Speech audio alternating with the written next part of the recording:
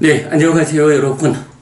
화요일 불교 입문 1 소유, 읽고 보충하는 수업입니다. 자, 어느새 참 시간이 빠르지요? 4월도 오늘이 마지막 수업입니다. 그죠? 오늘이 4월 26일. 다음 주 만날 때는 또 어느새 5월이 되어 있을 거고요. 뭐 그렇게 세월이 가는 거지요. 불교 입문 1 소유하고자 하는 자를 위한 가르침. 네, 이 책입니다. 뭐 제법 두꺼운 책이지요. 책 페이지가 전체적으로 575페이지까지를 가 되는 커다란 책인데 1년 반 동안 읽고 보충하는 수업을 진행해 왔더니 벌써 그래도 오늘 445페이지를 공부할 순서고요. 뭐 이제는 뭐 그렇게 많은 시간이 걸리지 않아도 책을 마무리할 수 있겠다라고 일정이 좀 보입니다. 뭐 그렇게 우리가 공부를 해왔습니다. 네, 보강보부님 어서 오세요. 안녕하시고요. 한 주간 잘 지내셨지요? 이제 공부 시작합니다. 자, 우선 그런 가운데에 그 책에 전체적으로 그러니까 4부로 구성된 중에 제4부 히리와 오타파. 사실 히리 오타파라고 하는 이 두 가지 주제어가 부처님 가르침에서는 굉장히 비중 있는 용어고 좀 그 중요한 두 가지 용어인데 뭐 그렇게 불교계에서 강조되어 있지 않은 것 같아요. 그래도 우리 이 책에서는 그 히리와 오타파, 뭐 중국에서는 참과 괴라고 번역된 용어지요. 히리와 오타파가 아주 중요한 용어다, 교리다 라는 부분을 뭐 이 책에서 좀 드러내 주어야 한다 라는 생각을 가지고 제4부 히리와 오타파, 그래서 히리 오타파가 무엇냐 하는 부분 제1장에서 개념을 좀 설명드렸고요. 그리고 제2장에서는 히리와 오타파를 포함하지 않는 법들의 전개, 뭐 하나로 구성된 법, 불방일 여기서 말 안 했죠? 둘로 구성된, 셋으로 구성된, 이래서 7으로 구성된 교리 체계를 소개하고 있고, 이어서 이제 제3장에 가면 히리와 오타파를 포함한 법들의 전개로서 책을 전체적으로 마무리하게 됩니다. 자, 그 가운데 제4부 제2장 히리와 오타파를 포함하지 않는 법들의 전개 가운데에서 세 가지 법, 세 가지로 구성된 법들의 전개를 공부하고 있어요. 그래서 그 중에 세 가지 공덕행의 토대라고 해서 보시와 오계와 수행이라고 하는 이 세 가지로 구성된 법을 공부하고 있죠. 보시와 오계는 뭐 제3장에서 정말 교과서라고 할 만큼 잘 설명하고 있으니까 이제 공부를 그렇게 마쳤고, 지금은 이 보시, 오계, 수행이라고 하는 세 가지로 구성된 법들 가운데 수행에 대해서 제가 개념적으로 뭐 수행은 이런 것이다 라고 소개하는, 설명하는 과정을 지금 공부하고 있는데 그 중에 세 번째 시간입니다. 자, 우선 지난주 공부한 내용을 간략히 좀 돌아보고 오늘 공부 시작하겠습니다. 자, 지난주에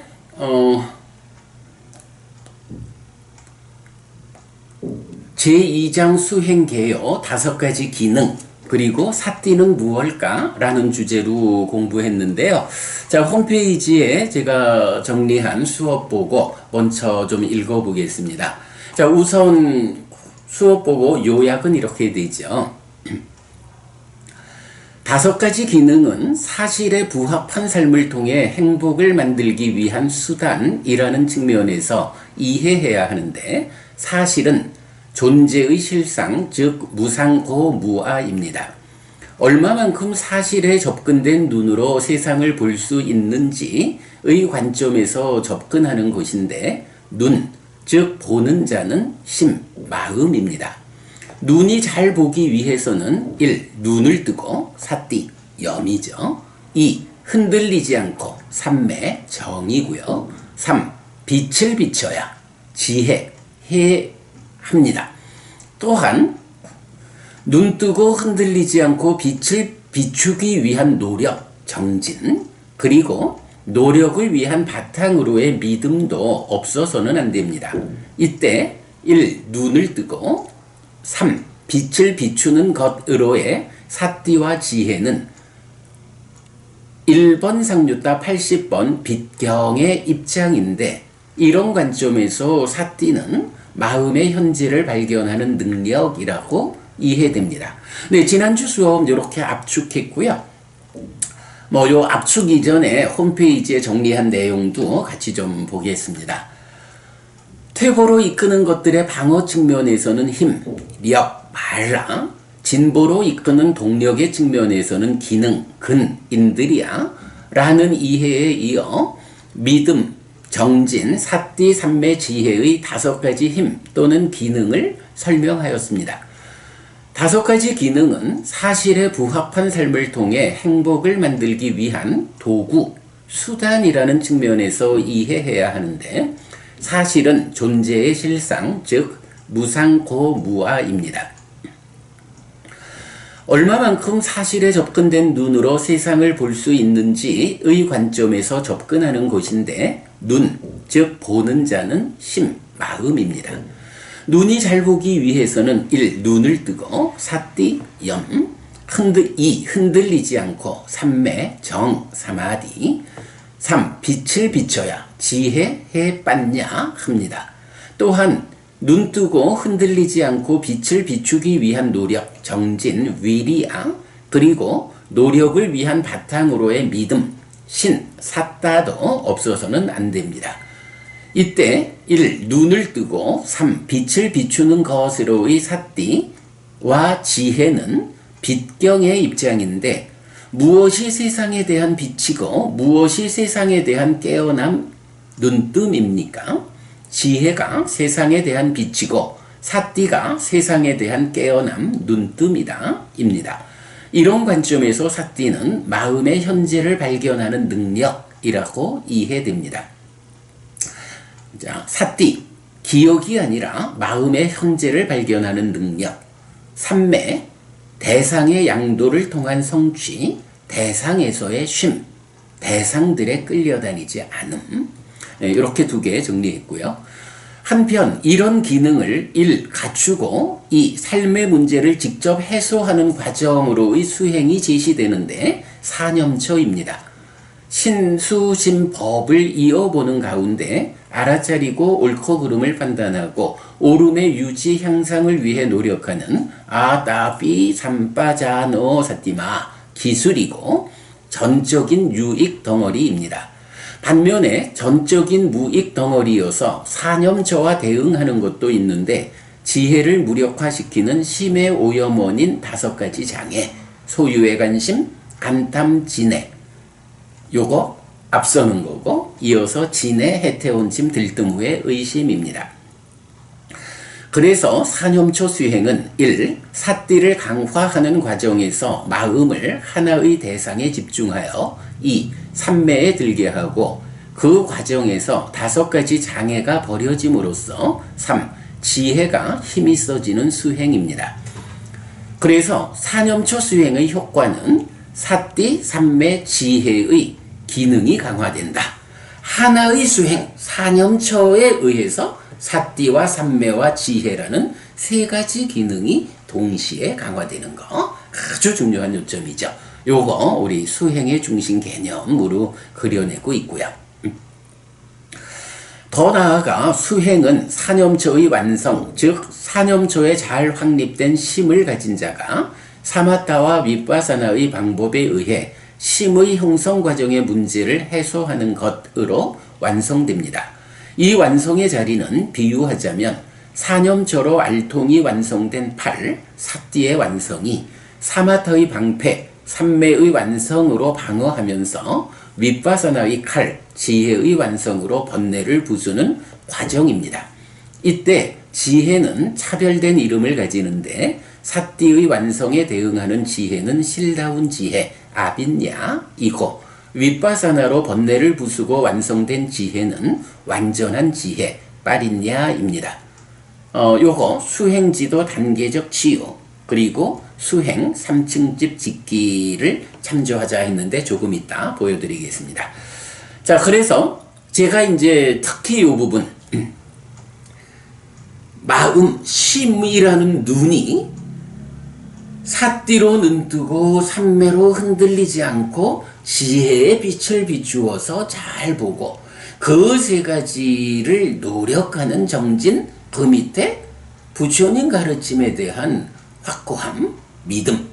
네, 요렇게 이제 그 수행의 개념도를 그려내고 있는데, 우리 교재에 있고, 제가, 요 주제를 몇 번 강의를 했는데, 뭐 대표적으로 우리 원주 선언을 운영할 때, 원주 새출발 법회에서 바로 요 마음의 힘 또는 수단으로 보니까 2000년 1월 20일이네요. 벌써 2달하고도 몇 달이 지났는데, 그때 설명한 동영상, 연결해 드렸거든요. 그러니까 나중에 여러분, 홈페이지 들어오셔서, 요 수업 보고 참고하시면 그렇게 연결해서 보실 수 있습니다. 자, 여기까지 우리 지난주 수업, 돌아봤고요.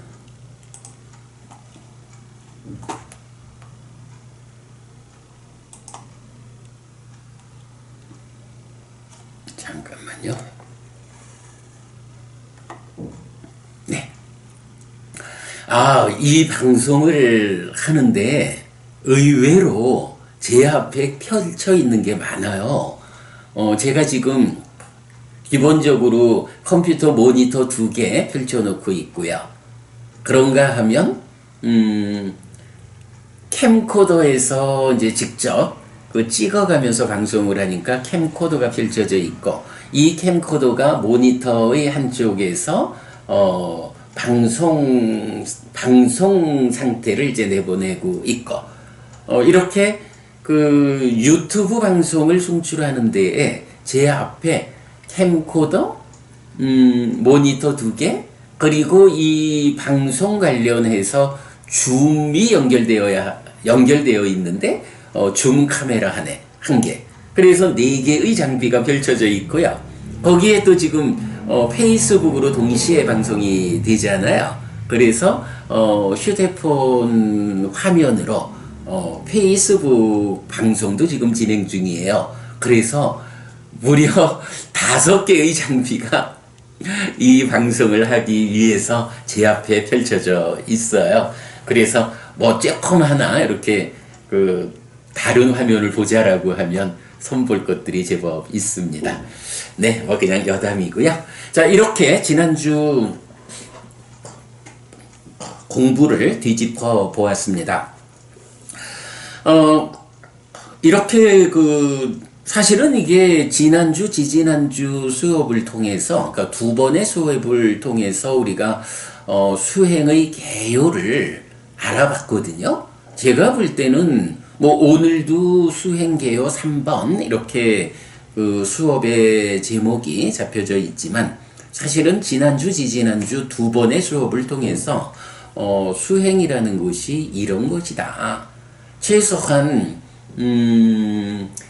퇴보의 측면을 방어하는 거, 진보의 동력을 확보하는 거, 이 측면에서 힘이라는 것과 기능이라는 것이 있다.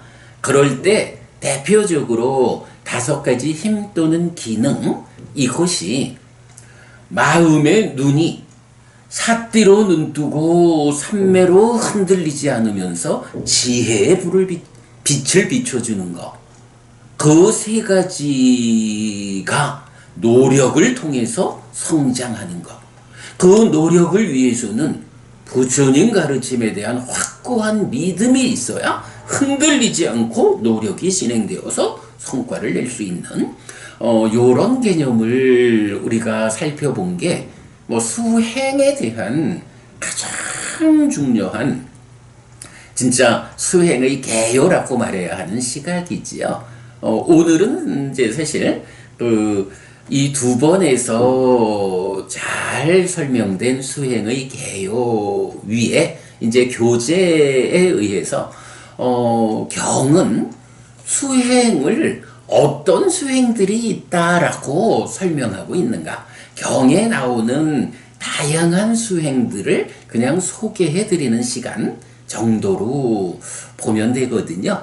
그래서 지난주, 지지난주 두 번의 수업이 우리가 수행에 대한 바른 시각을 세우는 가장 중요한 수업이었다라는 거 다시 말씀드리고, 자, 지난주 그러니까 수행개요 2번 수업에서 제가 그 시간이 좀 너무 지나서 마지막 한 가지 제가 이런 측면에서 만들어낸 아주 좋은 비유가 있는데 그 비유를 소개해 드리지 못하고 수업을 마쳤죠. 오늘 그 비유를 소개해 드리는 데서부터 시작하겠습니다. 자, 책 445쪽입니다.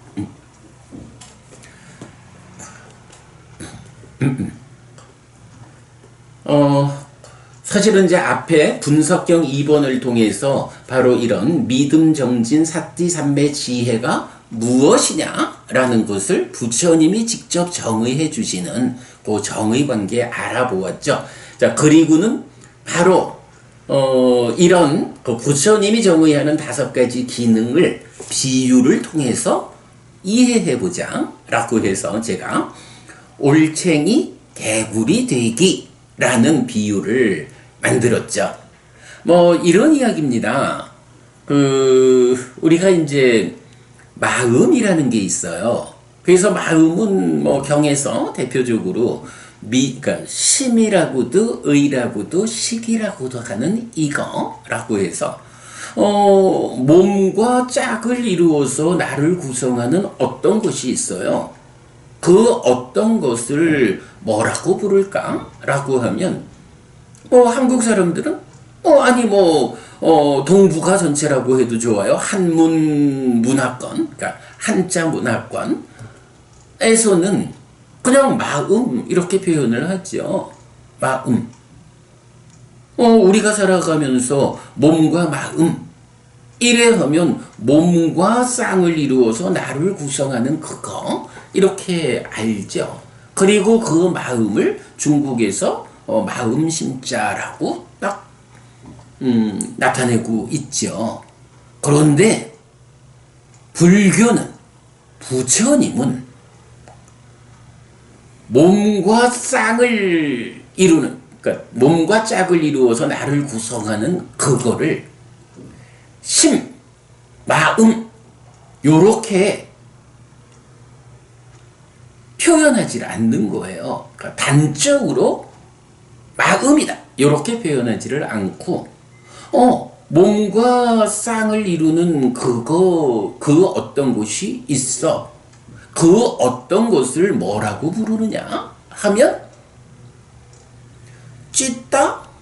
찌따라고도 마노라고도 윈냐나라고도 불러. 그런데 요 찌따 마노 윈냐나라는 그것에 대한 3가지 이름 이거를 이제 중국 사람들은 번역할 때 원래 중국에서는 그냥 마음은 마음 심자로 있었겠죠. 그런데 어쨌든 인도에서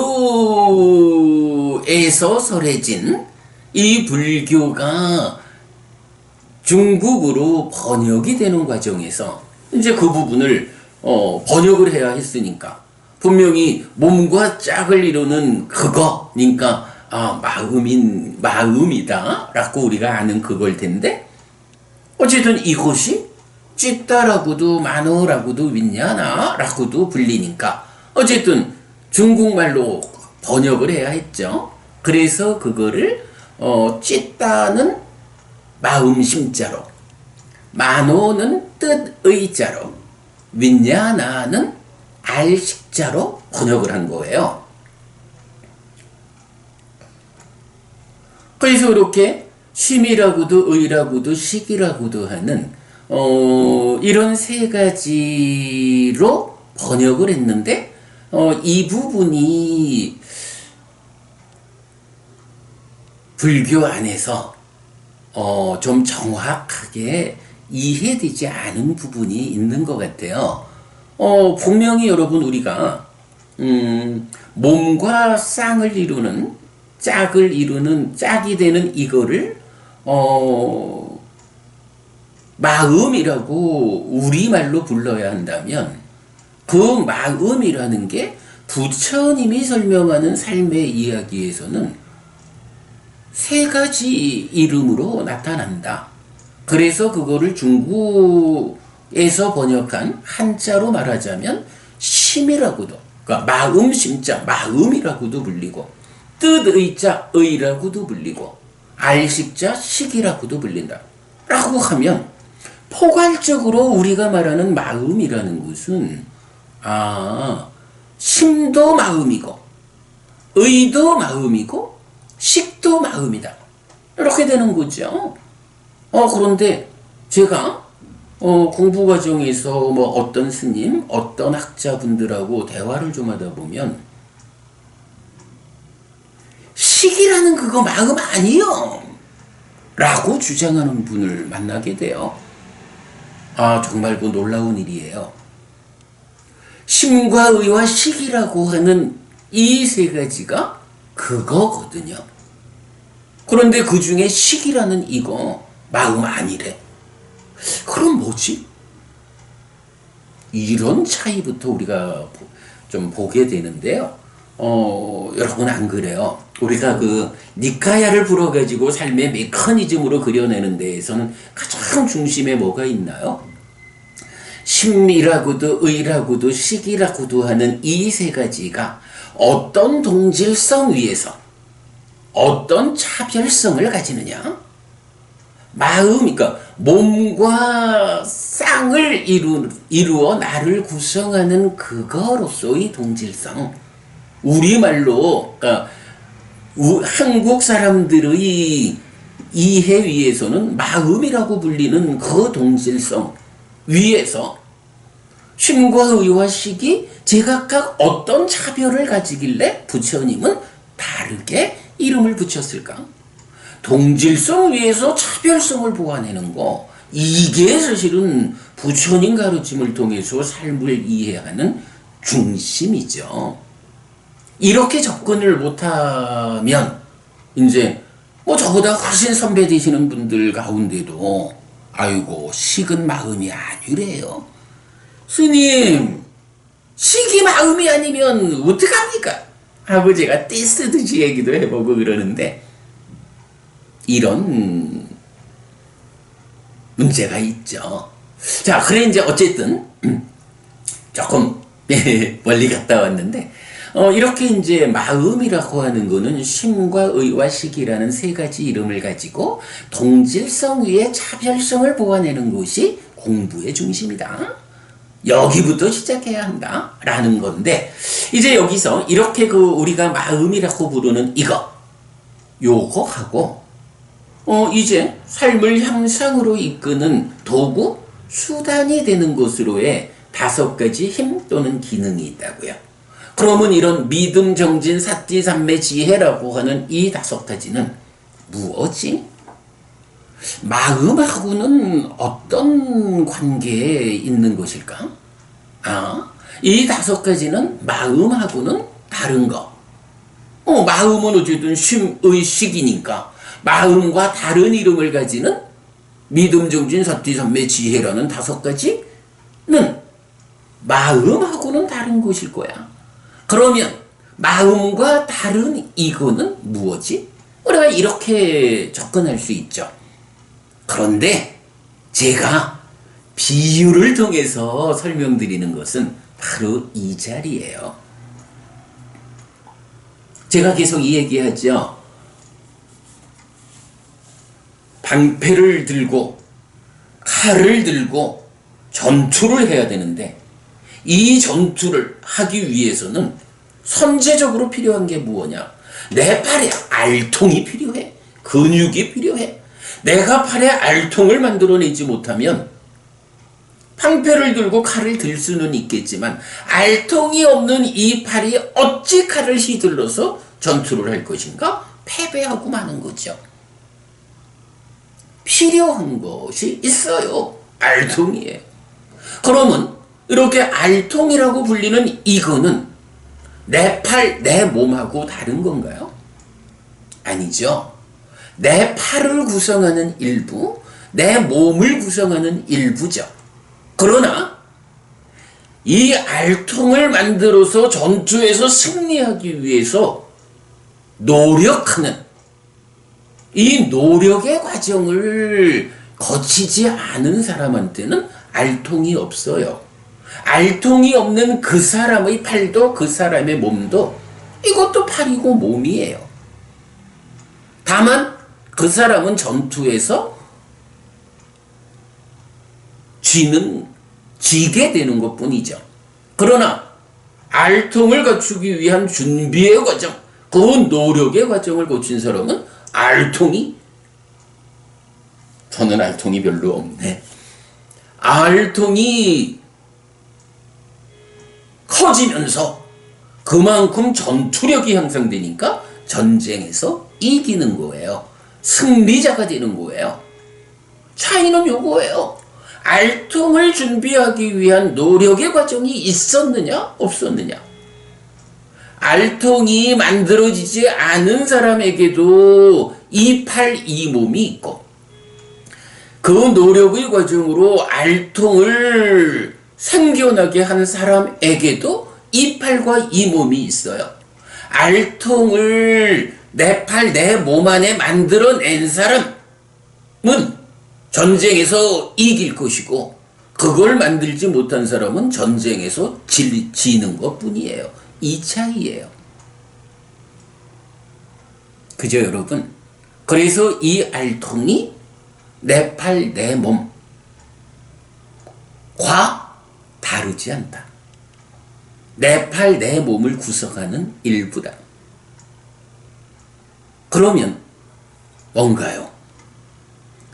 알통이 없는 사람은 그 전투력이 향상되지 못한, 전투력이 커지지 못해서 패배자가 될 것이고, 알통을 확고히 한 사람은 전투력이 향상해서 전쟁에서 승리자가 될 거예요. 그의 전투 능력이 팔이라고 하고 몸이라고 하는 이러한 전투자의 입장에서 그의 전투 능력이 향상된 거예요. 내 팔이 커지고 내 몸이 커진 거예요. 이것뿐이지 내 팔 아니고 내 몸 아닌 어떤 것으로 알통이 설마하니 알통이라는 거를 내 팔의 밖에 이만큼 알통을 만들어 가지고 실로 연결해 놨을까? 아니잖아요. 5가지 기능이라고 하는 이거 내 마음밖에 어떤 거라고 보지 않아야 한다. 5가지 기능을 힘있게 하지 못한 마음은 세상을 상대로 살아가는 가운데에 힘없는 자, 준비되지 못한 자에서 세상과의 전투에서 패해가지고 괴로움을 겪을 것이고, 이 5가지 기능을 힘있게 한 사람은 더 커지고 더 향상되고 더 강력해진 마음이 되어가지고 세상을 상대로 싸워서 승리자가 되는 것이다. 내 마음이 5가지 기능이라고 하는 별도의 이름을 가지는 마음의 한 측면을 사념처로 시작해서 사마타 윗파사나로 완성되는 이 수행체계에 의해서 커진 것이다. 힘이 있어진 것이다. 강력해진 것이다. 마음이 커진 것이다. 이 측면으로 5가지 기능을 보아야 한다. 그러니까 마음의 한 부분이다. 마음이 커진 것이다. 5가지 기능으로. 내 마음이 5가지 기능이라는 이름을 가진 그 알통을 만들어서 마음이 커졌다. 큰 마음을 가지고 세상을 상대로 살아가는 그런 사람이 되었다. 그런 마음이 되었다. 요렇게 보는 것이 5가지 기능과 마음의 관계를 보는 것이다. 가장 중요한 관점이죠.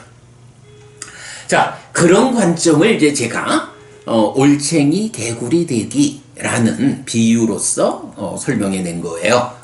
저는 아주 훌륭한 비유를 만들었다. 자, 그 부분 읽어보겠습니다.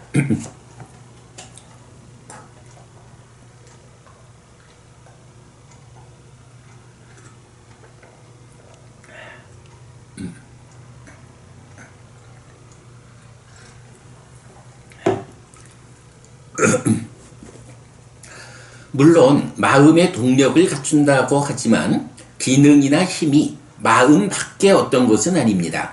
말하자면 팔이 방패와 칼이라는 수단 또는 능력을 가지는 것과는 다릅니다. 방패와 칼을 들기 이전에 팔 자체의 힘, 즉 알통, 근육을 만들고 알통, 근육과 함께하는 팔이 방패와 칼을 들고 전투를 하는 것과 같습니다. 라는 설명을 비유로서 설명하면 이렇습니다.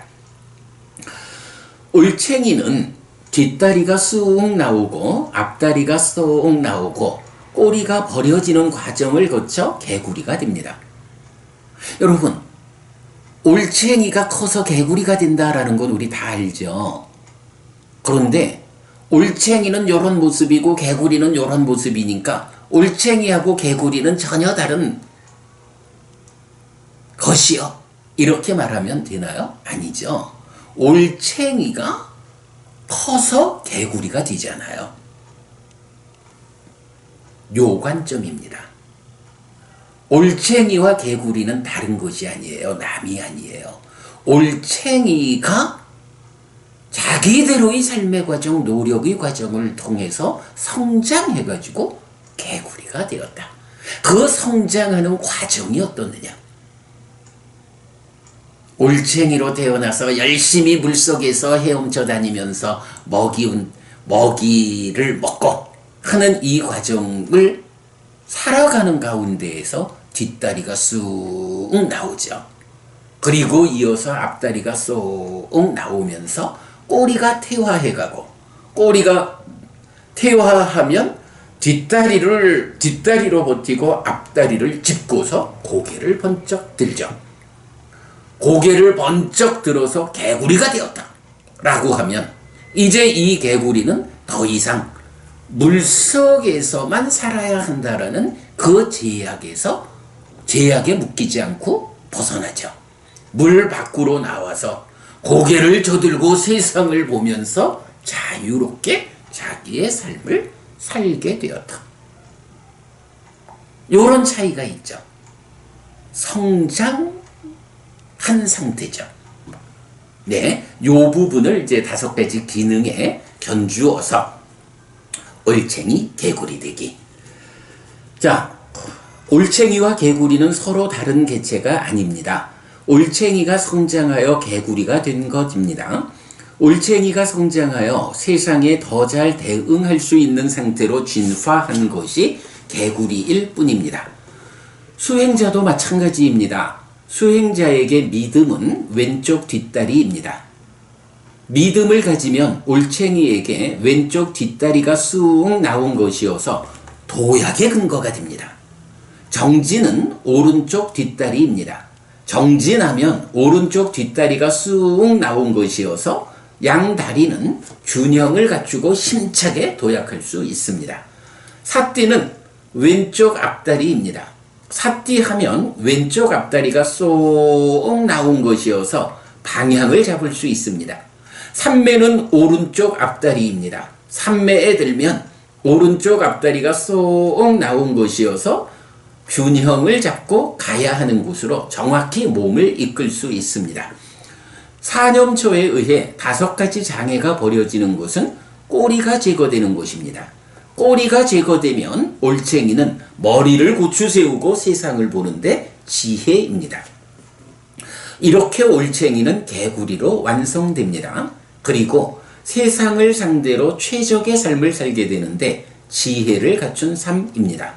개구리가 머리를 들어 방향을 보고 앞다리와 뒷다리를 이용해서 가고 싶은 곳으로 갈 수 있듯이 지혜로운 자는 믿음, 정진, 사띠, 삼매의 4가지 기능, 힘을 포괄하여 삶을 고멸, 즉 열반으로 이끕니다. 이렇게 수행은 올챙이가 개구리로 진화하고 최적의 상태로 세상을 사는 과정, 윤회하면서 괴로움을 겪어야 하는 중생의 삶에서 윤회에서 벗어나 일체의 고멸을 성취한 해탈된 삶을 실현해 나가는 과정입니다. 네, 이 부분 다시 한번 볼까요? 이렇게 수행은 올챙이가 개구리로 진화하고 최적의 상태로 세상을 사는 과정, 윤회하면서 괴로움을 겪어야 하는 중생의 삶에서, 요거 올챙이의 삶이죠. 윤회에서 벗어나 일체의 고멸을 성취한 해탈된 삶을, 개구리의 삶을 실현해가는 과정입니다. 아, 멋진 비유입니다. 여러분도 한번 잘 새겨보셔요. 올챙이 개구리 되기. 이것이 5가지 힘 또는 기능이 무엇일까? 라는 저는 이게 정답이라고 봅니다. 글쎄 이제 이런 부분을 후대에 아비담마적인 관점 그러겠죠? 몇 개의 법이라는 개념으로 이런 부분들이 이제 나타날 때 참 마음과는 다른 것으로의 어떤 법들? 글쎄 이렇게 아비담마적 관점을 보아야 할까요? 그렇다라고 하면은 이제 요런 올챙이 개구리 되기로서 몸과 짝을 이루어서 나를 구성하는 이거, 부처님이 심이라고도 의라고도 식이라고도 하는 동질성 위에서 차별성을 가지고 이해되어야 하는 요것이 5가지 기능이라고 하는 알통을 가지지 못한 그런 낮은 삶으로 살아가는 중생의 삶이 될 거냐, 아니면 바로 사념초로 시작해서 사마타 윗바사나로 완성되는 이런 부처님 가르침, 부처님이 이끄는 수행의 길을 통해 가지고 알통을 강력히 해가지고 삶을 영상하고 행복을 실현하는, 그래서 그 끝에 올챙이로의 삶을 마감하고 개구리가 되어서 해탈된 삶을 실현하는, 윤회에서 벗어나는 이런 결실을 가지는, 이런 측면에서 5가지 기능이, 마음이 5가지 기능에 의해서 커진 것이다. 마음 밖에 없던 것으로, 마음 밖에 있는 몇 가지 법들 가운데 5가지로 존재하는 이런 거 아니다 라는 관점을 우리가 분명히 하자라는 거 말씀드려요. 가장 중요한 개념입니다. 올챙이 개구리 되기. 올챙이가 성장해서 개구리가 되듯이 이 마음도 바로 이런 수행 법에 의해서 마음이 성장해서 힘이 있어진다. 세상을 상대로 괴로움을 만들지 않고 행복을 만드는 삶을 실현한다 라는 거, 수행의 개념이다. 자, 그래서 이제 그림이 몇 가지 이어지죠. 5가지 기능의 개념도 1번에서 눈이 사띠 삼매 지혜로 또 정진 믿음으로 요 부분 이건 제가 지난주 수업 정리해서 요 부분 설명하는 동영상 연결해 드렸고요. 이어서 이런 수행의 개념들을 삼법인과 연결해서 진리와 연결해서 설명하는 그림도 있고요. 그 다음에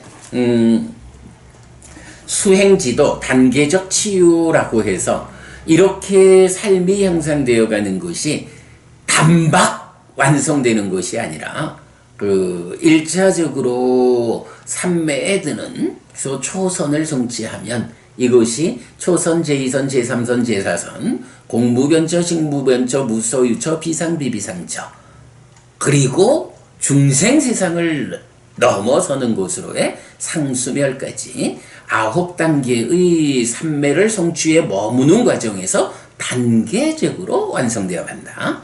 그래서 수행지도, 단계적 치유 이렇게 그려놨는데 제가요 요 책을 만든 거는 이제 2년 되어 가죠. 요 책을 만들 때에 그린 요 내용을 조금 제가 그러니까 이 책 만들고 1년 후에 요 책이 만들어졌잖아요. 나는 불교를 믿는다. 그 1년의 공부 과정에서 이 그림이 조금 수정되어 있어요. 그래서 보면 이 책의 253쪽에 요 그림을 다시 소개하면서 약간의 수정이 되어 있어요. 그러니까 요 책 253페이지 여러분 참고하시고요. 자, 그 다음에 또 하나 재밌는 멋진 그림이 수행이라는 것이 사념초로 시작해서 사마타 윗바사나로 완성된다. 이렇게 말씀드렸잖아요. 그러면 이렇게 사념초로 시작해서 사념초의 완성까지의 과정이 있고 그 사념초의 완성이라는 위에 다시 사마타 윗바사나로 깨달음이 성취되는 이제 이런 구조를 보여주는데 이 사념초 수행에서도 사실은 하나의 분기점이 있죠. 삼매라고 하는. 그래서 보면 이 그림은 이렇게 삼매에 드는 것과 그 다음에 사념초의 완성으로 여실직연하는 것, 그 위에 사마타 윗바사나로 깨닫는 요런 관계를 1층 바닥 기초를 치는 그러니까 건물의 기초로 1층 바닥이 우리가 보통 필수품을 갖춘 삼매 이렇게 말하니까 그렇게 사념초 수행을 통해 사념초 수행으로 필수품을 갖추어가는 과정 건물에 토대를 짓는 거예요. 1층 바닥이에요. 그 위에서 이제 그런 그 필수품을 갖춘 삼매를 성취하게 되면 1층의 천장 겸 2층의 바닥이 삼매를 성취하는 거고 그 위에서 이제 다시 내적인 마음의 사마타와 법의 윗바사나를 통해서 여실직연하는 게 2층 천장 겸 3층의 바닥이고 그 위에서 여모 이탐 소멸하는 그 사마타 윗바사나의 과정으로 깨달음 부동의 시메탈로 깨닫는 것이 3층의 천장 겸 지붕 이래가지고 수행이라는 것은 말하자면 3층 집을 짓는 것이다. 요렇게 설명하고 있는데 요것도 수행을 잘 설명하는 그림이에요. 그러니까 요 앞에 나왔던 단계적 치유를 같은 그림을 이제 요렇게 그 3층 집을 짓는 것으로 바꿔서 나타내고 있는데 아주 좋은 그림이고요. 그런데 요 그림도 아무래도 그러겠죠. 그 단계적 치유에서 제가 조금 보완을 해서 이 책에서 새로 나타내고 있듯이 3층 집 짓기 이 그림도 이 책의 252쪽에서 조금 사실은 이제 그 삶의 표면에서의 영역에서 수행이 접근하는 거를 더 넘어가서 이 깊은 영역에서 깨달음으로 접근하는 이 과정에 대한 해석이 이 책 만들고 다음 책을 만드는 그 1년 사이에 제가 조금 더 공부가 나아졌기 때문에 수정해서 그려놓고 있어요. 그러니까 그렇게 참고하시면 되겠습니다. 자, 그렇게 이제 멋진 그림 몇 개 그려놨고, 사실은 또 그때에 같이 그린 그림들이 또 좀 있는데,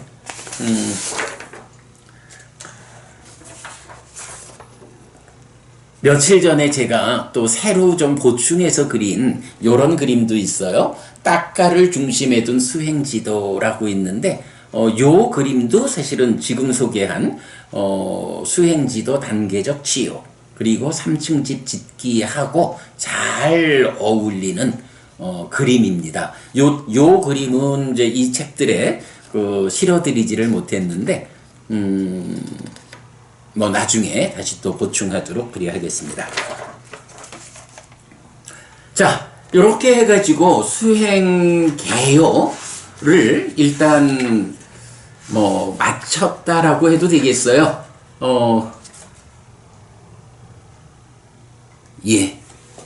수행을 이렇게 개념적으로 하고 결국 올챙이 개구리 되기라는 관점을 통해서 5가지 기능하고 마음하고는 어떤 관계일까? 라는 이 측면까지 설명해 드렸는데, 수행에 대한 가장 중요한 관점들 충분히 설명되었고요. 자, 이제 남은 시간 동안에는 책 451쪽부터 불교 수행의 종류를 설명하고 있어요. 네, 지금 우리 공부가 아무래도 수행과 관련한 개요를 말하고 있으니까 수행이 무엇냐라는 이 부분 지금까지 충분히 설명드렸고, 이제는 경 안에, 그러니까 니까야 안에 수행은 어떤 이름으로 나타나고 있느냐, 어떤 종류의 수행이 있느냐라는 부분을 이제 소개해 드릴 거예요. 사실은 그러니까 여기서 소개되는 이런 수행 저런 수행 다양한 이름이 나타나지만, 사실은 그 모든 것은 근본적으로 말하면 사념처로 시작해서 사마타 윗바사나로 완성되는 수행의 중심 개념, 이 수행의 중심 개념 안에 다 포함되는 거고, 또 이렇게 사념처 수행이 신수신법이 어떻게 단계지어 가느냐 하는 요 안에 다 포함되는 건데, 이제 그런 부분을 설명하면서 이제 각각의 주제별로 이런 수행 이렇게 이름을 붙여주고 있다. 그 이름들이 어떻게 나타나느냐 하는 거 경전을 통해서 오늘 소개하려 합니다. 뭐 이 부분은 쭉 좀 읽어 나가도록 하겠습니다. 자, 451쪽 보겠습니다.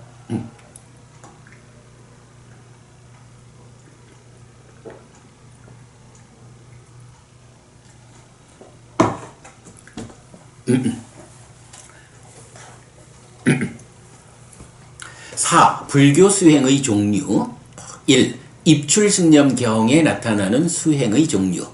자, 입출승념경 맞지마니까야 118번이 있죠. 뭐 우리가 늘 말하지만 불교에서 수행을 대표하는 경을 3개를 들자면, 대념처경에서 신수신법에 대한 사념처로 시작해서 깨달음을 이끌고, 그 가운데 신념처에 속한 부분만을 가지고 깨달음의 과정을 좀 더 상세히 설명하는 신념처경이 있고, 신념처 가운데에서도, 그러니까 몸이라는 대상 가운데에서도 오직 호흡이라고 하는 하나의 중심 주제만을 가지고 깨달음의 과정을 상세히 설명하는 입출승념경이 있다 라고 해서 그 경에서 대표적으로 호흡 수행의 16단계가 나타나죠. 그래서 이제 보통 뭐 얘기하다 보면 입출승념경은 이렇게 호흡 수행을 16단계로 설명하고 있다 라는 데만 이제 주목하는 경우가 많은데, 사실은 이 경은 앞부분에서 제법 많은 분량을 가지고 그 수행의 종류를 설명하고 있어요.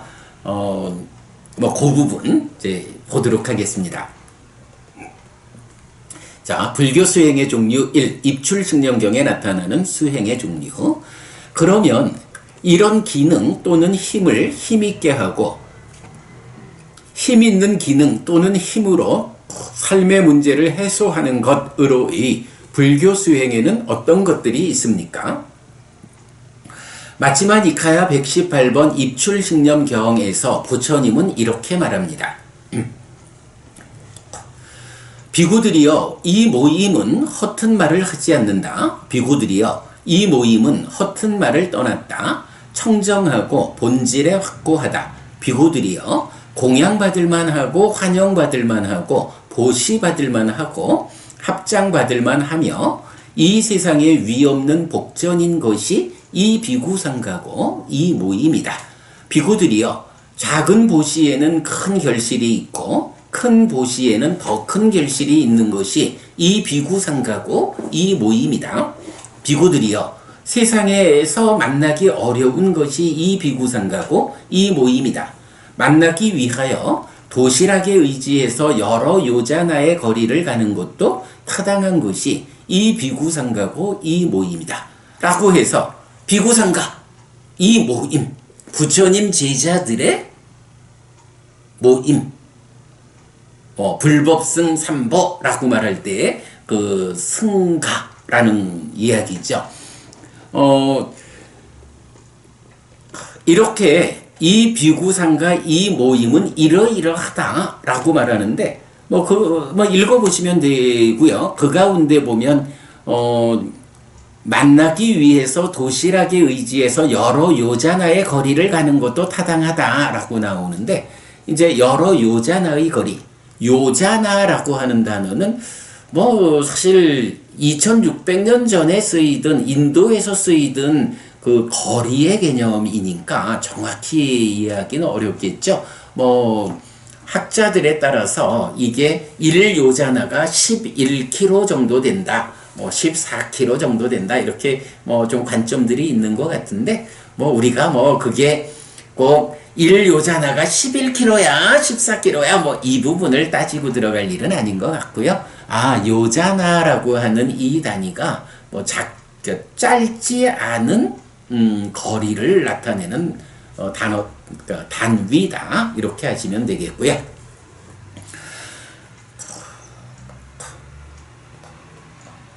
그래, 이 비구 상가가 이렇게 좋은 이유가 뭘까라고 하면, 이제 비구들이여, 이 비구 상가에는 번뇌가 다 했고 삶을 완성했으며 해야 할 바를 했고 짐을 내려놓았으며 최고의 선을 성취했고 존재의 족쇄를 완전히 부수었으며 바른 무위의 알무로 해탈한 아라한인 비구들이 있다.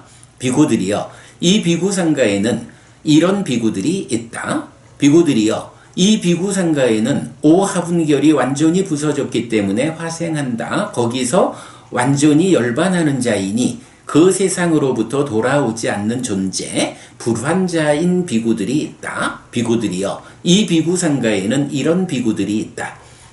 비구들이여, 이 비구 상가에는 세 가지 족쇄가 완전히 부서지고 탐진치가 엷어졌기 때문에 한 번만 더 돌아올 자, 일례자이니 한 번만 더 이 세상에 온 뒤에 괴로움을 끝낼 비구들이 있다. 비구들이여, 이 비구 상가에는 이런 비구들이 있다.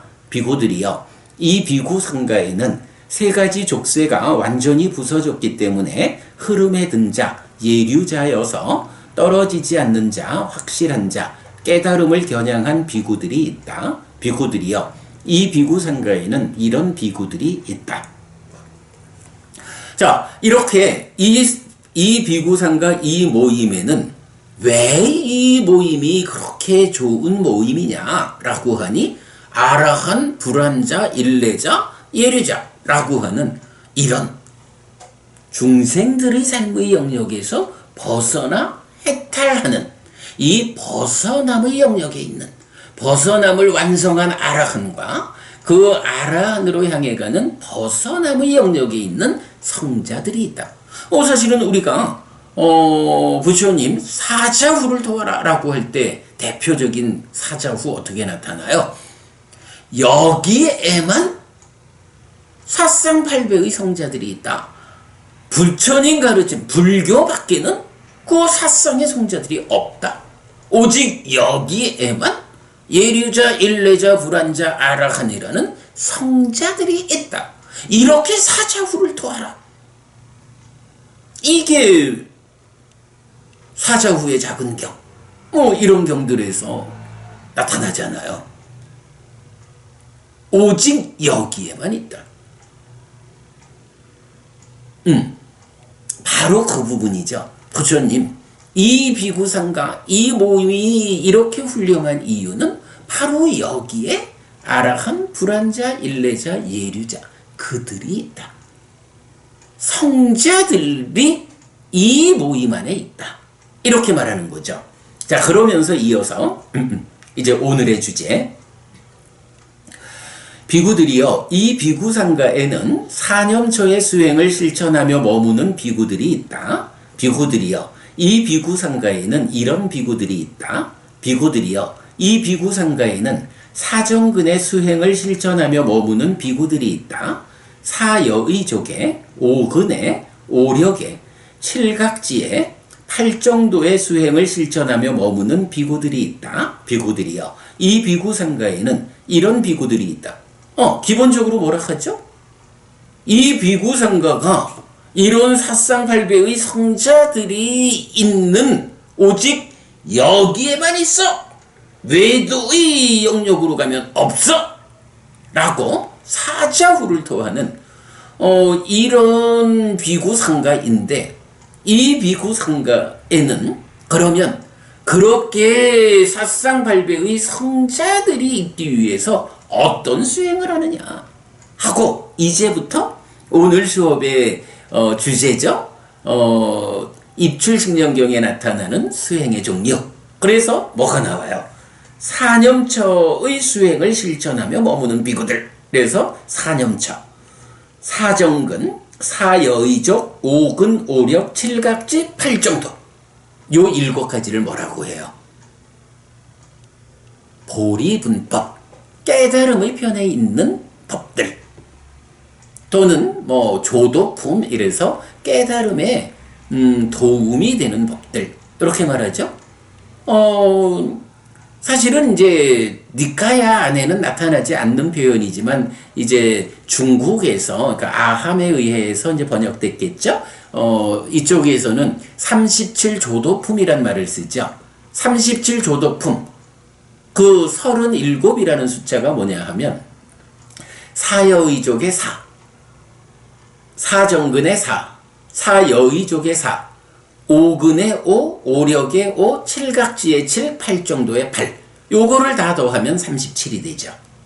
그래서 37조도품 이렇게 말하는데, 니카야에는 이 각각의 숫자를 다 더해서 37이라는 숫자는 안 나오고요. 그냥 7가지 보리분법에서 사념처, 사정근, 사여의족, 오근, 오력, 칠각지, 팔정도, 이렇게 7가지 깨달음의 편에 있는 법, 보리분법, 이렇게 나와요. 자, 지금 경에서는 첫 번째로 이렇게 나온 거죠. 이 비구상가에는 바로 이런 7가지 보리분법을 수행을 실천하며 머무는 비구들이 있다. 라고. 그래서 그렇다고 이 7가지가 다 별개라고 볼 일은 아니죠. 8정도에 포괄된다라는 거 우리가 수업을 통해서 늘 알고 있는 거고요.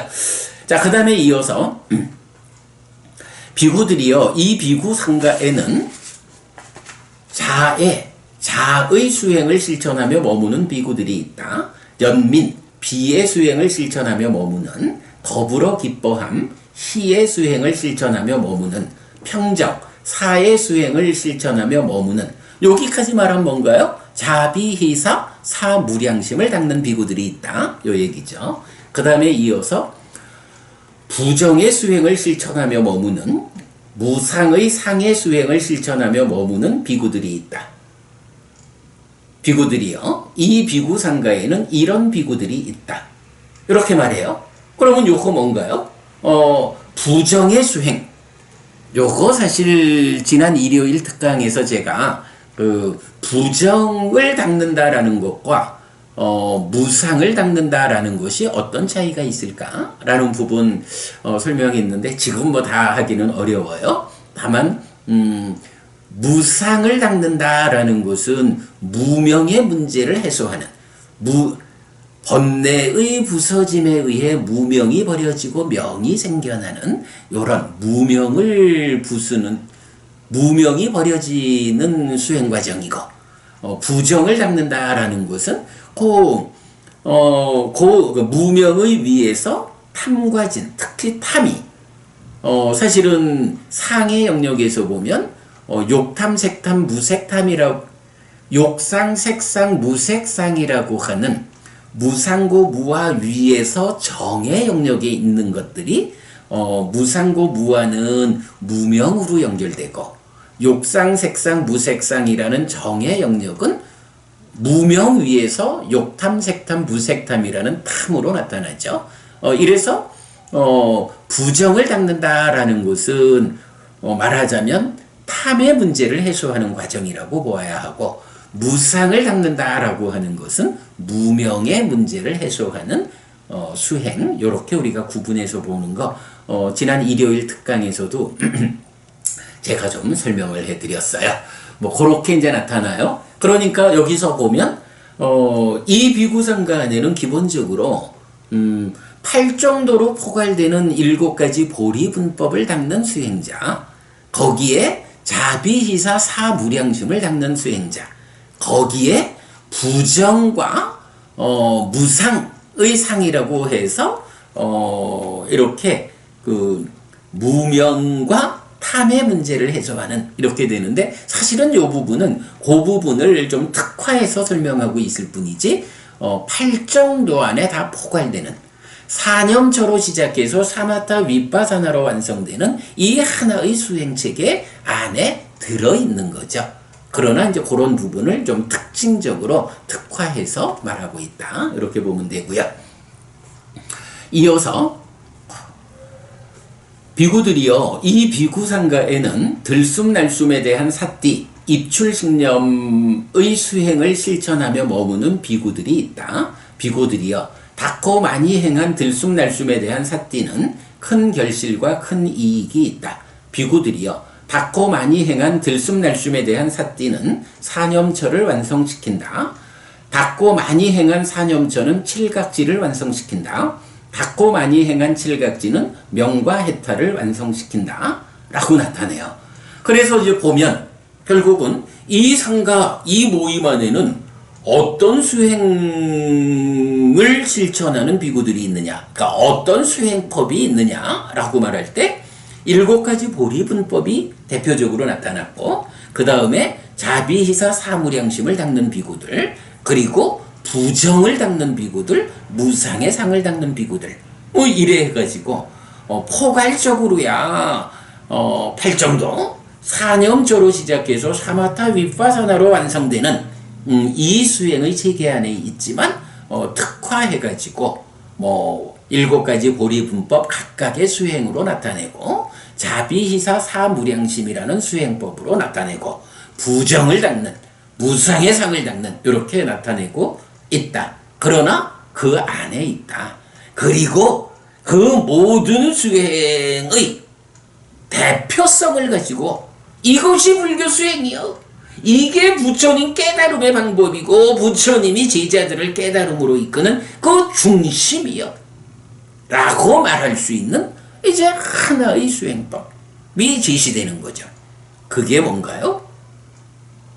들숨날숨에 대한 사띠의 수행, 입출식념, 호흡을 대상으로 깨달음을 완성하는 이 호흡 수행이 이제 다양한 수행법들을 제시하는 가운데 그 중에 이게 중심이요.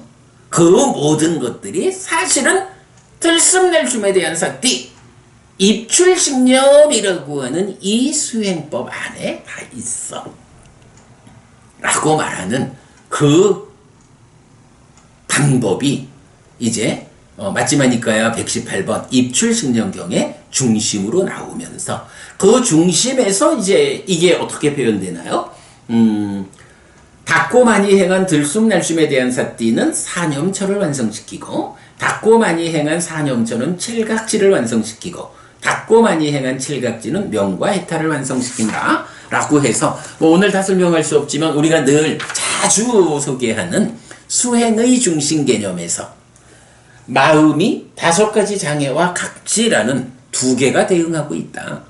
각지라는 것이 명과 해탈로 깨달음으로 이끄는 그런 역할을 하는데 그래서 칠각지를 있는 그대로 닦아서 명과 해탈로 나아간다. 이끌린다. 이렇게 말하는데 문제는 이 칠각지라는 것이 마음 안에서 대응하는 5가지 장애를 밀어내는 역할을 못하는 거예요.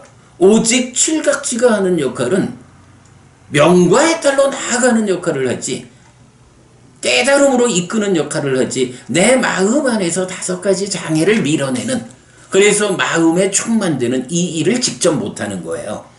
그러면 그 일을 누가 해주느냐? 사념처가 한다. 많은 경들이 말하는 거죠. 마음의 오염원인 5가지 장애를 버리고서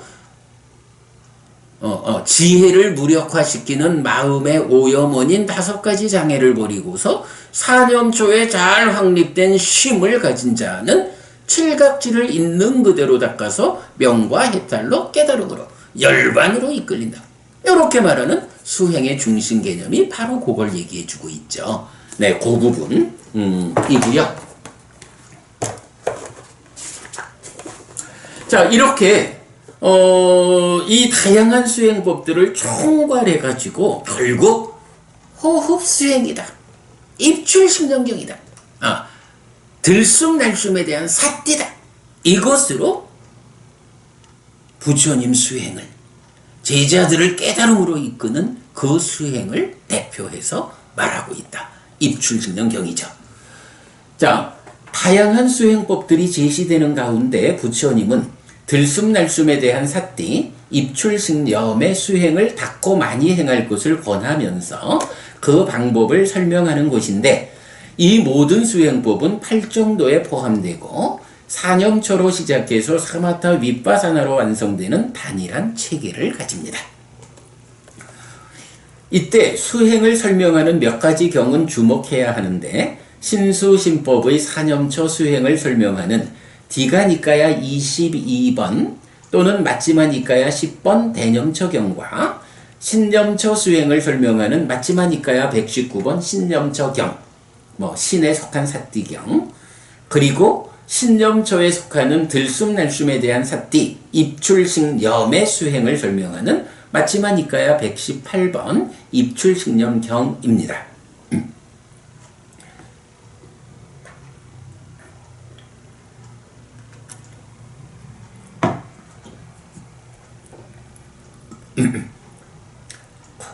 수행은 삶의 과정에 수반되는 문제를 해소하는 시도입니다. 그래서 삶에 대한 정확한 이해를 필요로 합니다.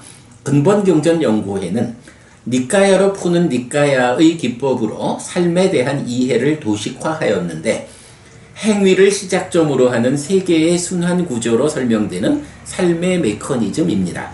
또한 이런 메커니즘 위에서 수행은 깨달음으로 나아가는 길을 설명하는데 수행지도입니다.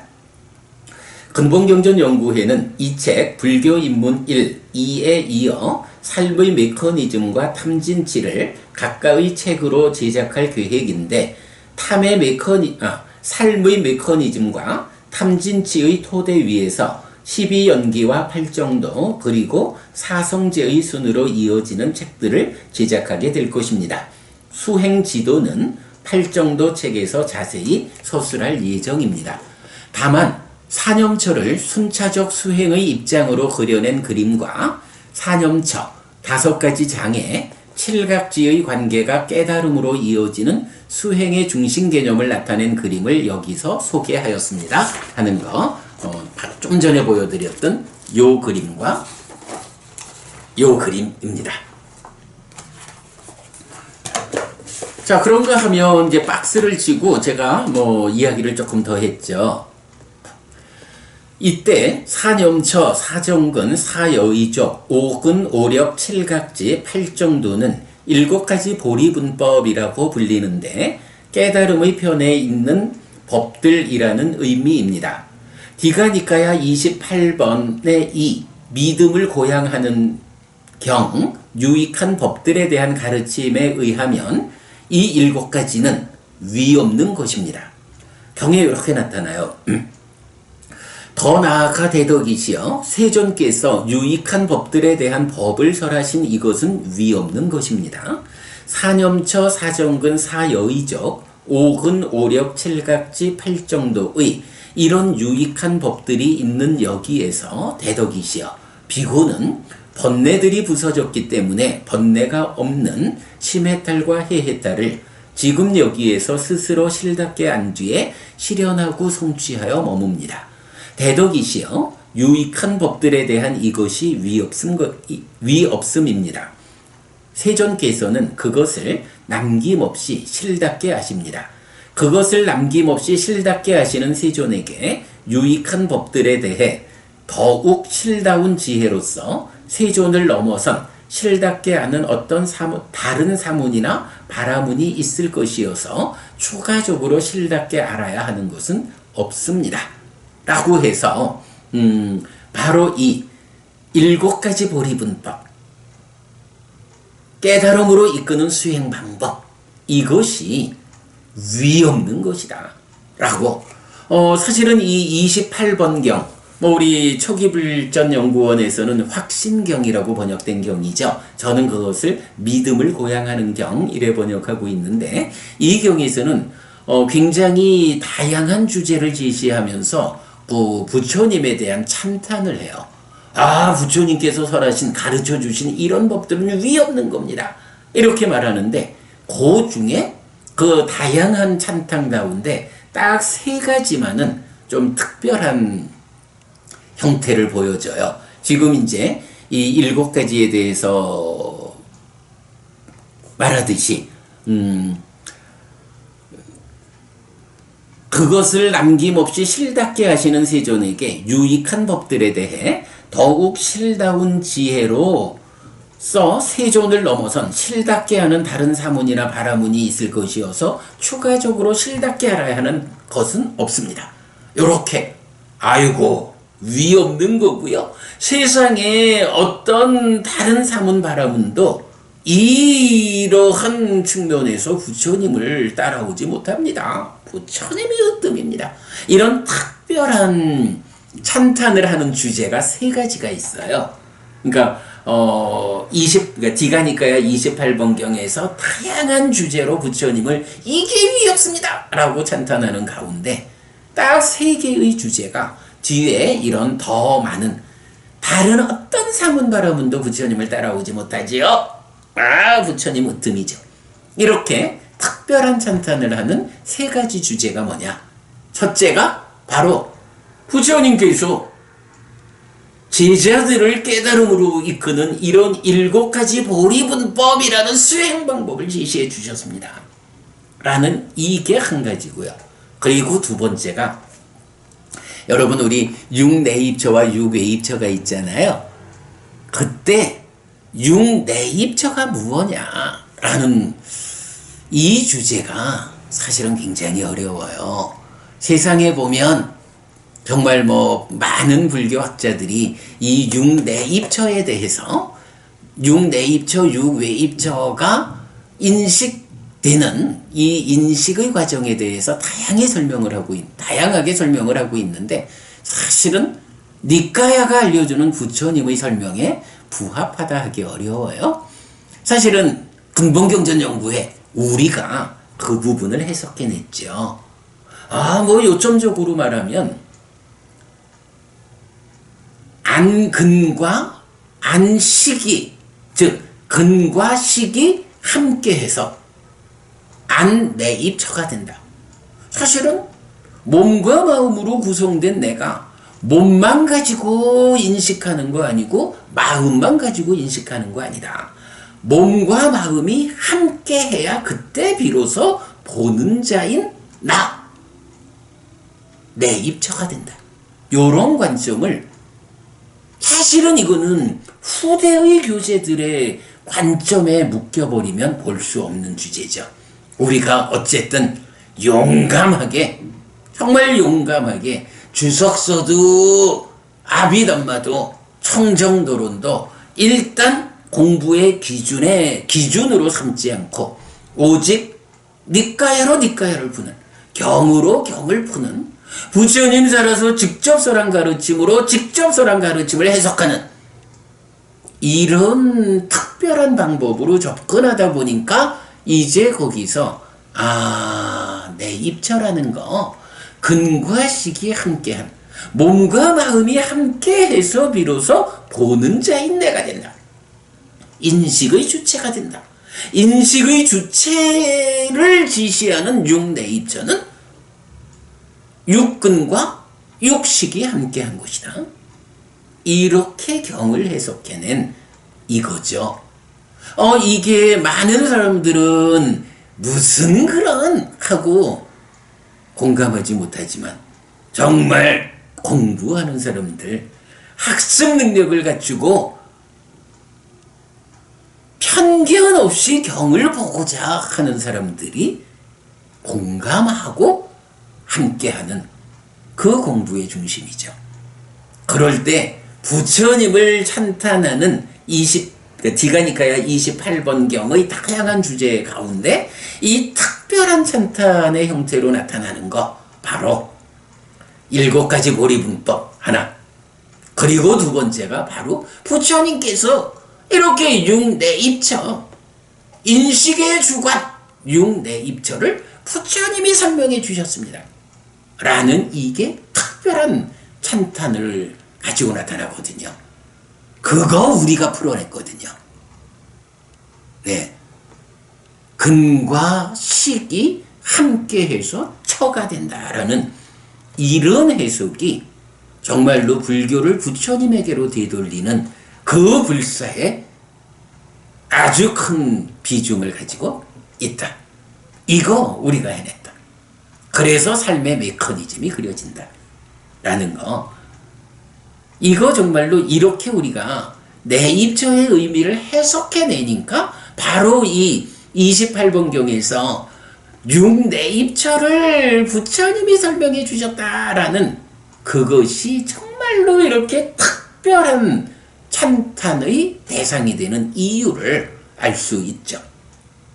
그리고 세 번째가 이제 신통이라는 개념을 말하는데, 이 신통을 번뇌의 영역에서, 그러니까 번뇌의 영역에 속한 신통으로는 이제 육신통 중에 신접통, 하늘을 날고 물 위를 걷고 이런 그런 신접통이 나오고 신통으로 소개되고, 번뇌가 없는 신통이 있다라고 해서 이제 우리가 말하는 메커니즘적으로 말하면 이제 딱가 안에서 상들이 온전하게 제어되는 삶, 상이 온전히 제어되니까 이제 아라한의 삶이라고 말해야 되죠. 바로 그 부분을 이런 특별한 찬탄에 포함을 시켜요. 이런 세 가지 특별한 찬탄이 있다라는 거 이제 우리가 알 수 있는데, 제가 이제 여기서 바로 그 부분 이제 설명하고 있는 거예요. 28번 경에서 이렇게 특별한 찬탄이 세 가지가 있는데, 그 중에 바로 7가지 보리분법, 깨달음의 길을 부처님이 설명하셨다. 이거 정말로 특별하게 찬탄되어야 합니다. 라고 말하고 있다라는 거고요. 자, 그런가 하면 얘기 조금 더 했죠? 또한 43번 상류따, 무위상류따의 경들은 무위에 이르는 길을 제시하는데 이 7가지 보리분법이 중심이 됩니다. 라고 해서, 무위가 뭐예요? 탐진치와 함께하는 유위적인 중생의 삶에서 무탐무진무치, 탐진치를 해소함으로써 해탈된 삶이 실현되는 게 무위잖아요. 이럴 때 어떻게 탐진치를 부수고 무탐무진무치의 깨달은 삶, 해탈된 삶을 실현할까? 라는 무위에 이르는 길을 제시하는데 그 중에 바로 이 7가지 보리분법이 중심이 된다라는 거죠. 그래서 7가지 보리분법은 불교 수행을 개괄하여 깨달음에 이르는 길로 제시됩니다. 이렇게 제가 박스를 치고 좀 설명하고 있습니다. 네, 그렇게 참고하시고요. 자, 고려되면 이제 그림들까지 다 보았고요. 자, 시간이 어느새 끝나가네요.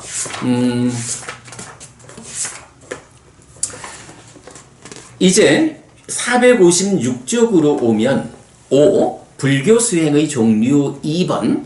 1번은 입출직령 경에서 이렇게 소개된다라는 거 설명해 드린 거고요.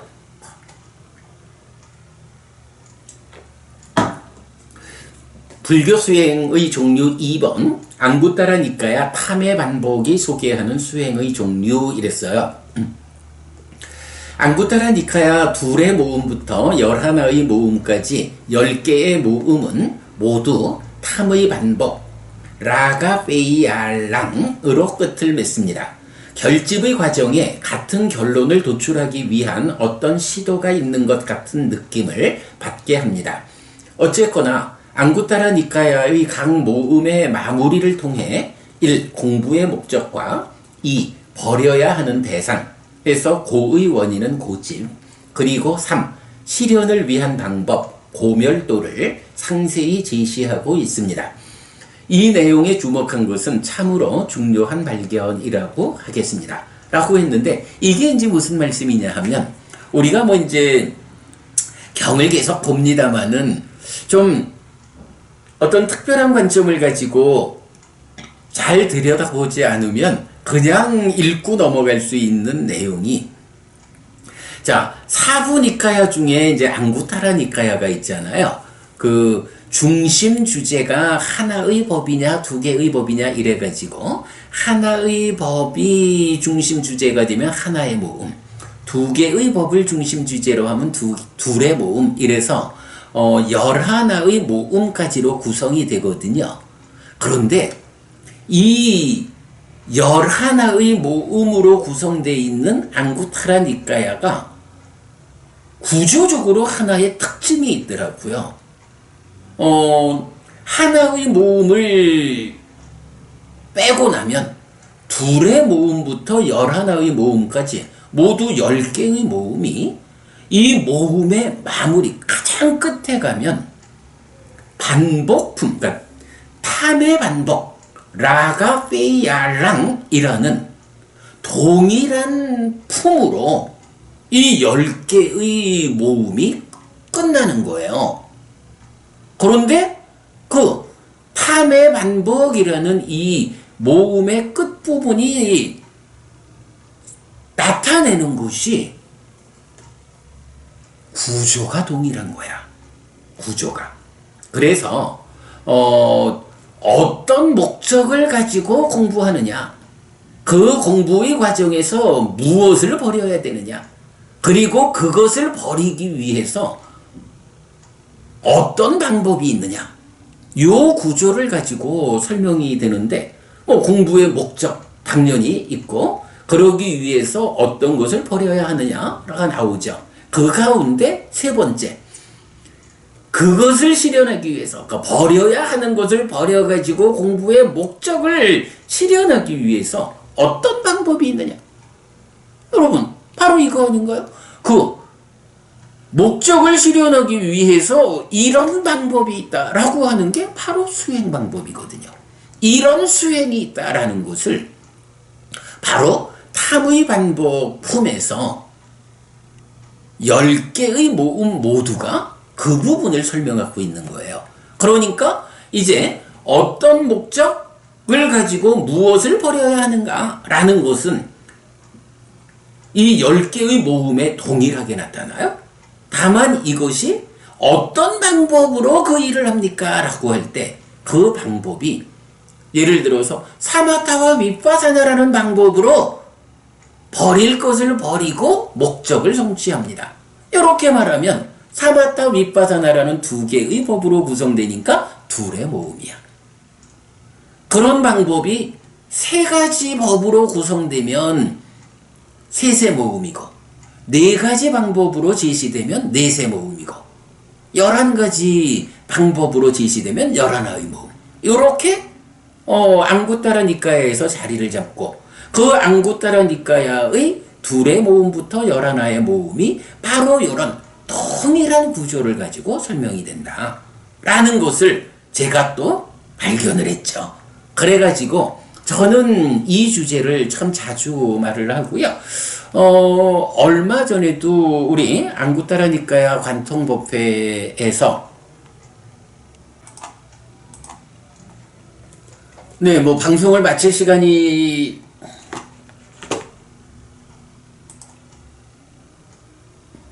방송을 마칠 시간인데 조금 좀 방송에 오류가 생겼습니다만은 일단 이제 계속해서 마무리하도록 하겠습니다. 자, 그래가지고 이런 구조를 가지고 그 앙구타라 니까야의 10개의 모음이 탐의 반복으로 수행법을 제시하고 있다. 그래서 이게 오늘 수업의 주제다라는 건데요.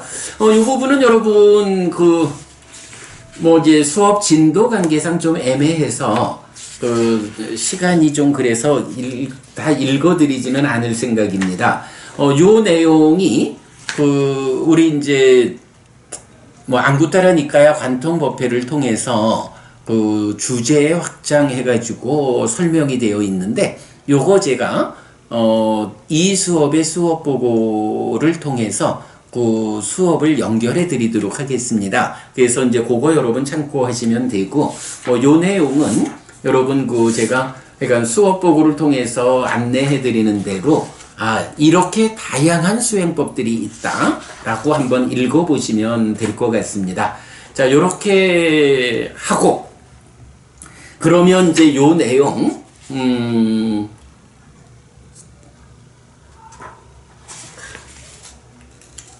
고려하죠. 고려하고 그러면 이제 462페이지까지를 공부했고요. 자,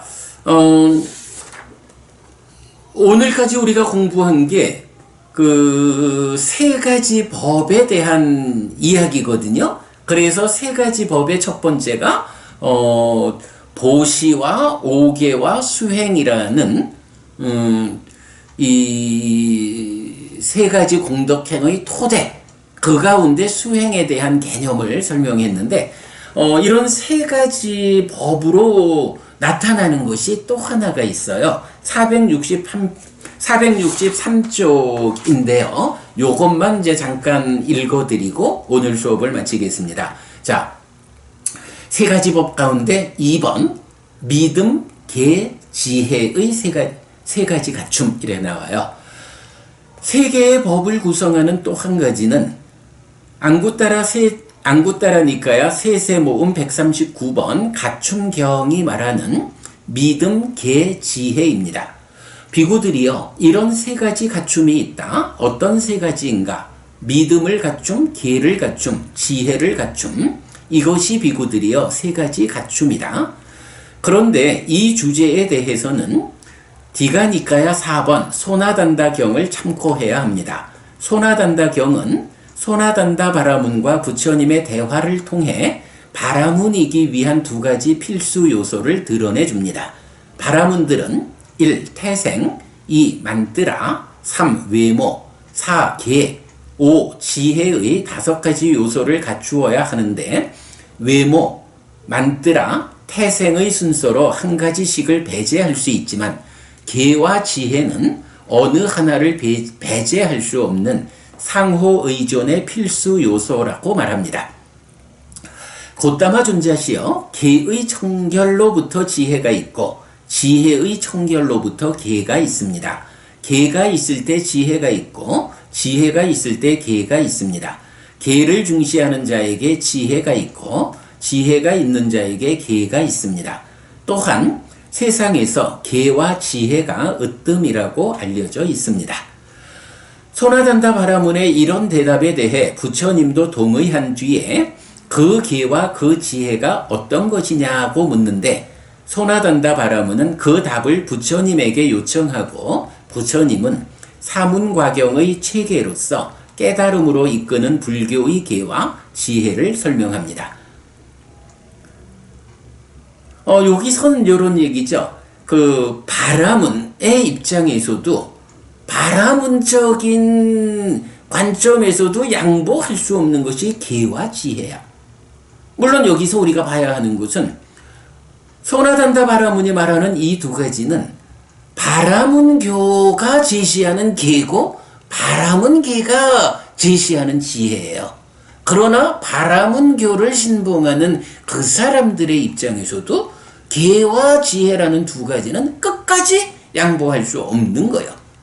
그런데 이제 부처님하고의 대화에서는 부처님한테 믿는 거죠.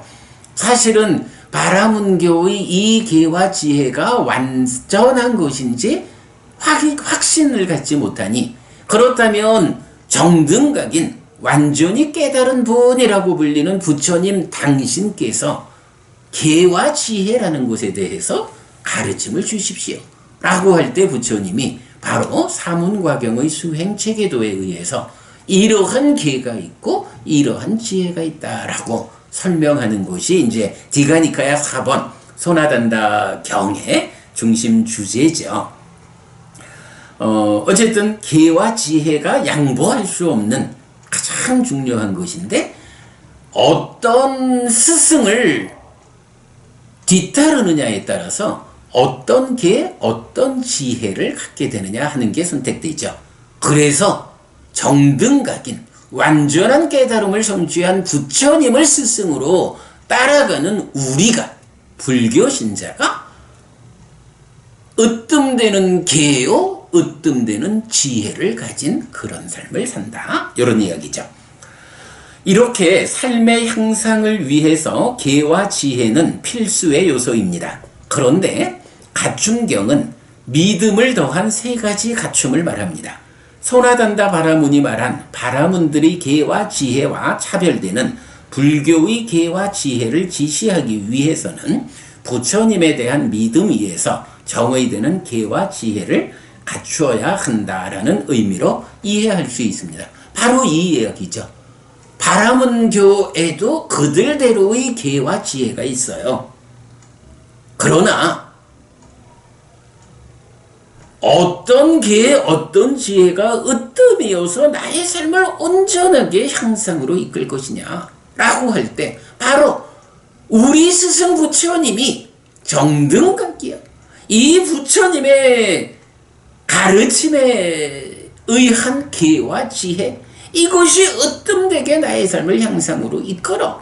우리 부처님이 그런 분이야 라는 부처님에 대한 믿음이 확고해야 비로소 부처님에 의해서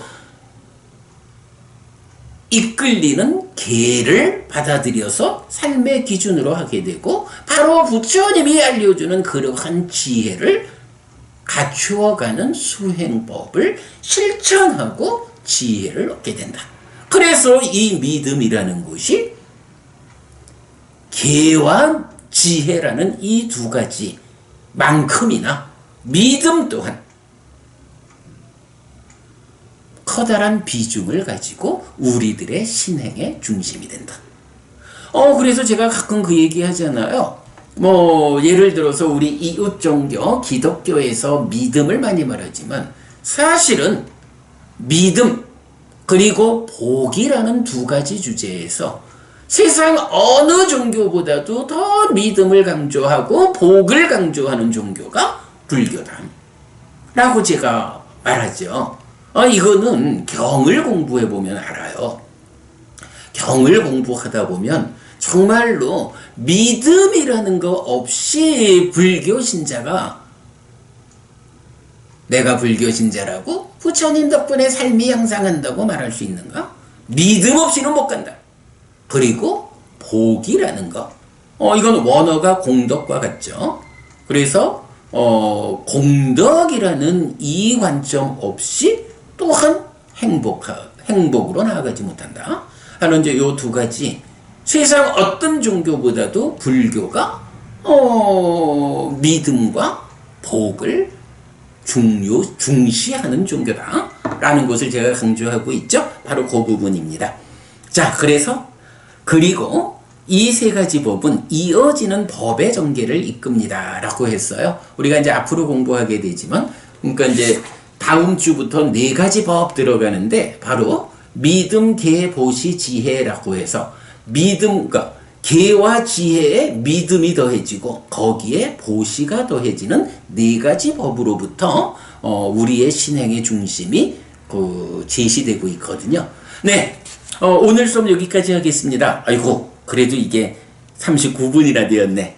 죄송합니다. 시간을 못 맞췄어요. 자, 오늘 어쨌든 우리가 세 가지 법에서 보시와 오계와 수행이라는 세 가지 공덕행의 토대, 그 가운데 앞에 두 개는 이전에 공부했고, 수행에 대해서 지금 우리 공부가 입문 과정이니까 그냥 개념만 3주에 걸쳐서 제가 설명을 해드렸는데, 입문이라고 해도 사실은 이렇게 우리가 수행의 개념을 이해할 수 있으면 수행에 대한 가장 중요한 부분을 공부했다. 앞으로 이러한 수행법들을 배워서 직접 수행을 할 때 흔들리지 않을 수 있는 가장 중요한 공부 3주에 걸쳐서 했다. 그리고 이어서 세 가지 법으로 믿음, 계, 지혜라는 세 가지 갖춤이 나오는데, 이 세 가지 갖춤이 이제 다음 주부터 공부할 우리 불교 신행의 중심을 구성하는 네 가지 법으로 연결되어서 우리의 신행을 이끌게 된다. 네, 여기까지 말씀드렸습니다. 오늘 수업 마치겠습니다. 생각보다 조금 시간이 지연되어서 죄송하지만 오늘 아주 중요한 공부하셨습니다. 여러분 공부에 또 여러분이 행복으로 이끌리는 삶에 도움되시기 바랍니다. 오늘 공부 마치겠습니다. 함께 해주셔서 고맙습니다. 행복하십시오.